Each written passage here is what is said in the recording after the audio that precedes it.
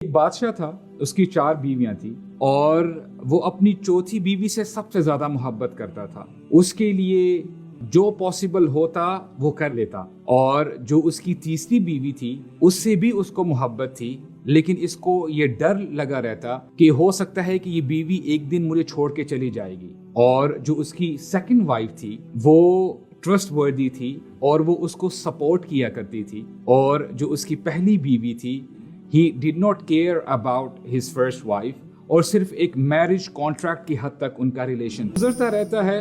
और बादशाह जब बुढ़ापे को पहुंचता है तो अपनी 4th वाइफ को बुलाता है, कहता है कि मैं अब बूढ़ा हो चुका हूं और मैंने तुम्हारे लिए सब कुछ किया, तो तुम मेरे साथ अब कब्र में चलो, मुझे तुम्हारी जरूरत है। और ये बीवी विदाउट वेस्टिंग एनी टाइम भाग के चली जाती है कि मैं तुम्हारे साथ नहीं रहूंगी। और फिर वो अपनी तीसरी वाइफ के पास जाता है और उसको कहता है कि why don't you come with me in my grave, मैंने तुम्हारे लिए भी बहुत सैक्रिफाइस किया है।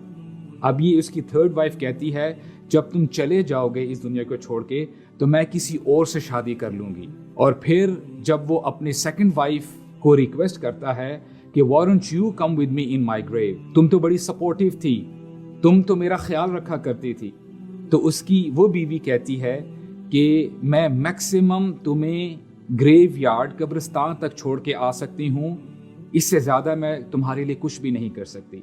अभी ये बात कर ही रहा होता है, पीछे से आवाज़ आती है उसकी 1st वाइफ की, और वो बहुत कमज़ोर हो चुकी होती है क्योंकि इसने उसका ख्याल ही नहीं रखा होता। वो कहती है कि I'll go with you in your grave, मैं तुम्हारे साथ जाऊँगी।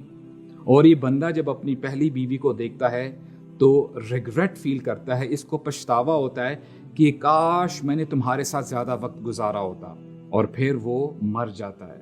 Brothers and sisters, to be honest, we all have 4 wives. 4th wife, it's your own self, जिसके लिए आप अपनी सारी जिंदगी लगा देते हैं। You beautify yourself, आप अपने आप को सेहतमंद रखने की कोशिश करते हैं। और जब बंदे के मौत का वक्त आता है तो ये आपकी बॉडी ही पहली चीज़ है जो आपको छोड़ के चली जाती है। आप अपनी शहादत की उंगली उठाना चाहते हैं, यू वॉन्ट टू से अशहदु अल्ला इलाहा इल्लल्लाह व अशहदु अन्ना मुहम्मदुर रसूलुल्लाह सल्लल्लाहु अलैहि वसल्लम, लेकिन आपकी बॉडी आपका साथ नहीं देती। और फिर your 3rd wife, that is your money and your wealth, जो आपका माल है, जो आपका बैंक बैलेंस है।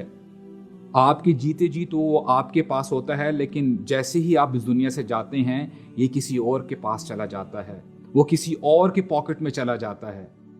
And your 2nd wife is your family and your friends, ये आपका बड़ा ख्याल रखते हैं, लेकिन मैक्सिमम ये करते क्या हैं कि आपको शोल्डर्स पे उठा के कब्रिस्तान तक छोड़ के आते हैं और वो वापस लौट आते हैं।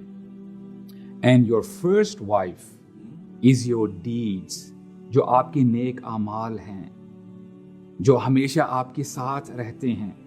लेकिन हम में से कितने ही ऐसे लोग हैं जो ख्याल नहीं करते कि हम अपने साथ लेकर क्या जा रहे हैं। अल्लाह के नबी फरमाते हैं सल्लल्लाहु अलैहि वसल्लम, यत्बिउल मय्यित सलासा, 3 चीज़ें हैं जो मैयत के साथ चलती हैं और उसको कब्रिस्तान लेके जाती हैं, और उन 3 में से 2 तो वापस आ जाती हैं और एक वहाँ पर ही रहती है उस डेड बॉडी के साथ। उसका माल और उसके रिश्तेदार उसको वहाँ पर छोड़ के वापस आ जाते हैं। वयबक़ा अमलुहु, लेकिन उसके अमाल उसके साथ रहते हैं। तो हर शख्स को चाहिए कि वो देखे अपने साथ कब्र में क्या लेकर जा रहा है।